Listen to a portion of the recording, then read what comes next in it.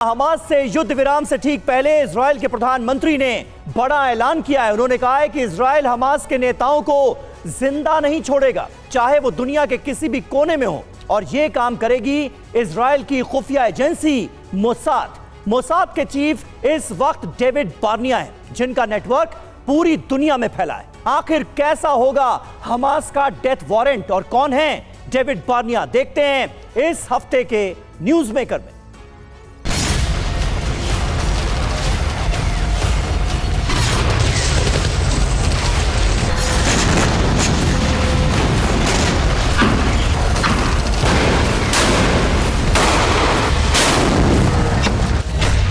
ये तस्वीरें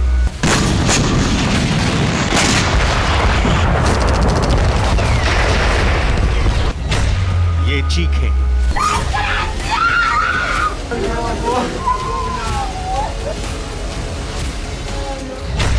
ये खाली नहीं जाएंगे।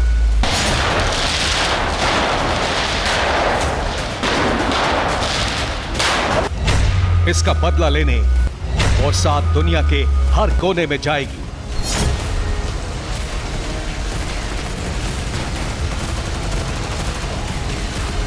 इजराइल के प्रधानमंत्री बेंजामिन नेतन्याहू ने अपनी खुफिया एजेंसी मोसाद को खुली छूट दे दी है कि वो दुनिया के किसी भी कोने से हमास का सफाया कर दे।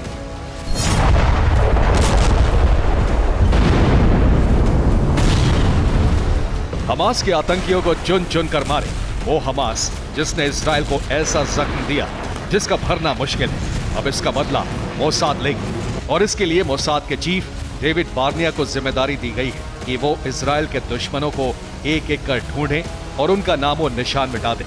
इजराइल का कहना है कि इस आदेश के बाद हमास की उल्टी गिनती शुरू हो गई है। हमास के एक एक आतंकी चेहरे को जड़ से मिटा दिया जाएगा, बस वक्त की बात है। इजराइल के रक्षा मंत्री योआव गैलेंट ने दावा किया है कि अब हमास के दहशतगर्द उधार की जिंदगी जी रहे हैं। इसके बाद अब सबकी निगाहें मोसाद पर टिक गई हैं।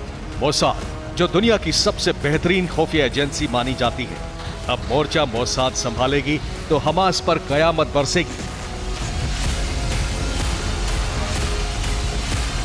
क्योंकि मोसाद के एजेंट शिकार करने में माहिर होते हैं। वो किसी भी देश में, किसी भी भेष में, किसी भी वक्त मौत बनकर टूट सकते हैं।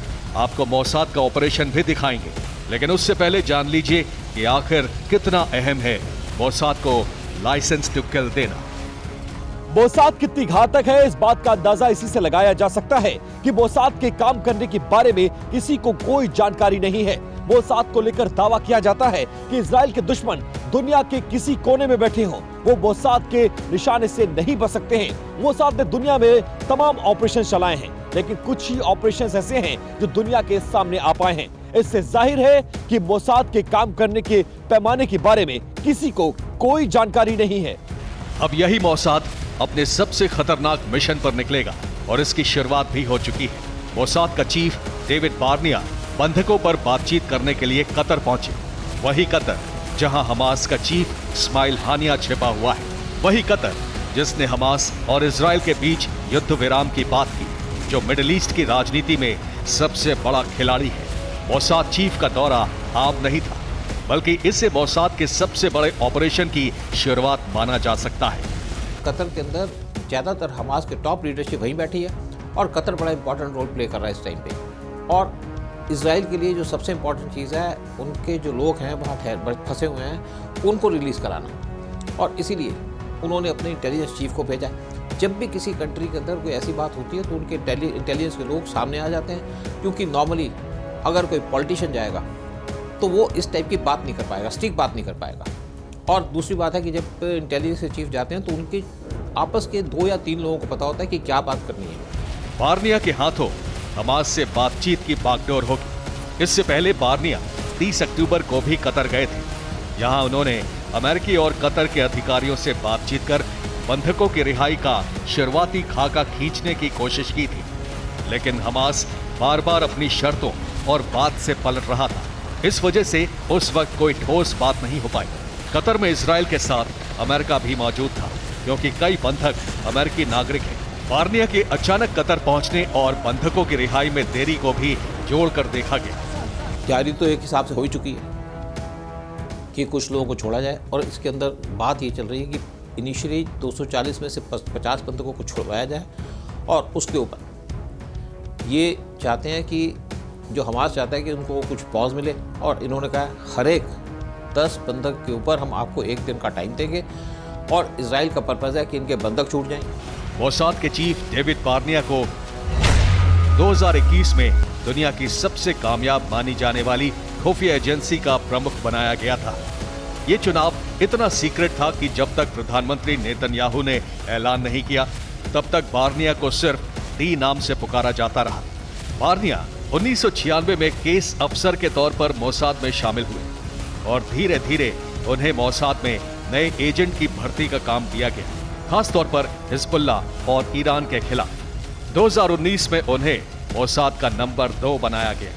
देखिए, ऑपरेशन पहले चलाए थे, उनके IRGC के चीफ उसको भी मार दिया था इन्होंने, और अभी इजराइल की जो मेन अटेंशन है वो हमास की तरफ है, और मुझे लगता है कि ये ऑपरेशन ख़त्म होने के बाद इजराइल का जो मेन अटेंशन जाएगी वो जाएगी ईरान की तरफ, और इजराइल ईरान के खिलाफ मेजर ऑपरेशन चलाएगा, क्योंकि US भी बहुत परेशान है इस टाइम जो ईरान का एटीट्यूड रहा है पूरे वॉर के अंदर। लेकिन यही बार्निया और मोसाद 7 अक्टूबर को सवालों में घिर गए, जब हमास ने इजराइल में घुसकर खून की होली खेली।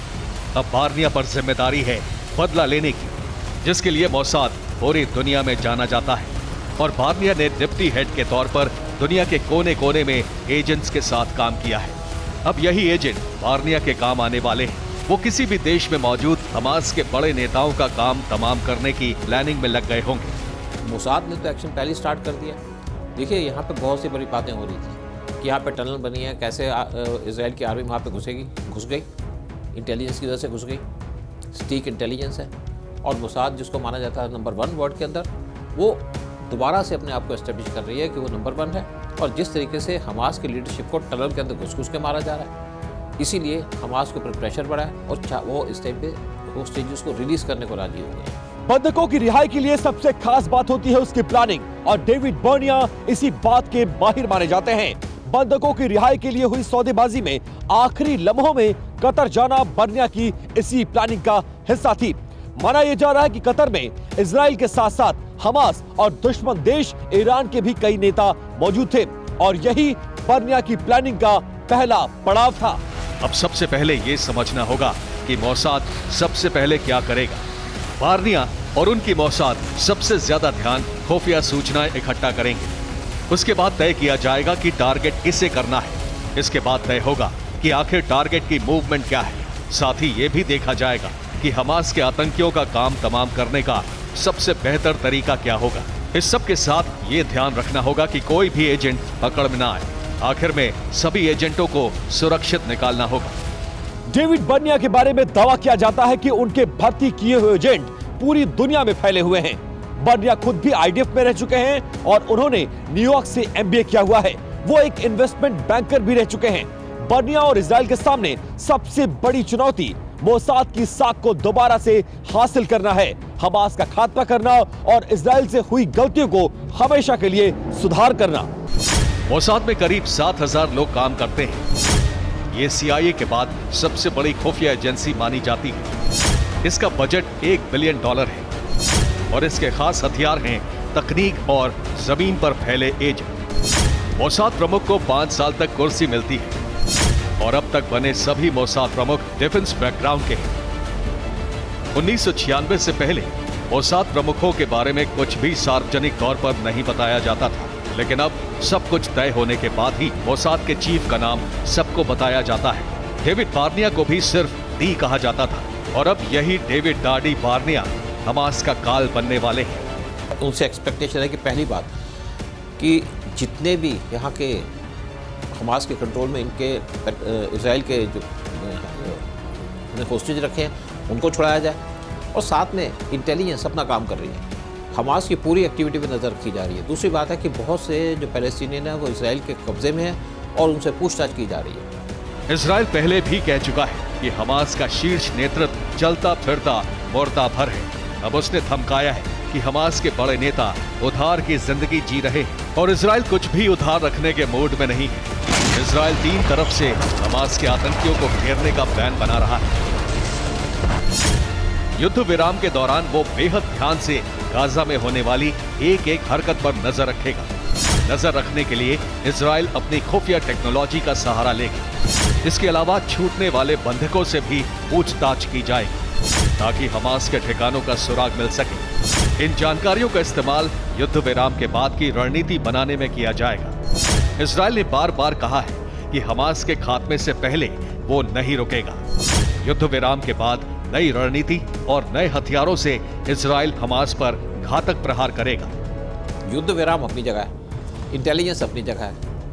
आर्मी लड़ती है, आर्मी जब लड़ने को बंद कर देती है तो युद्ध विराम हो जाता है, लेकिन इंटेलिजेंस का काम बंद नहीं होता। इंटेलिजेंस का काम चलता रहता है। इंटेलिजेंस का काम पहले भी चल रहा था, वार में भी चल रहा है और वार के बाद भी चल रहा है। कोई इंटेलिजेंस ने कोई यहाँ पे युद्ध विराम नहीं किया।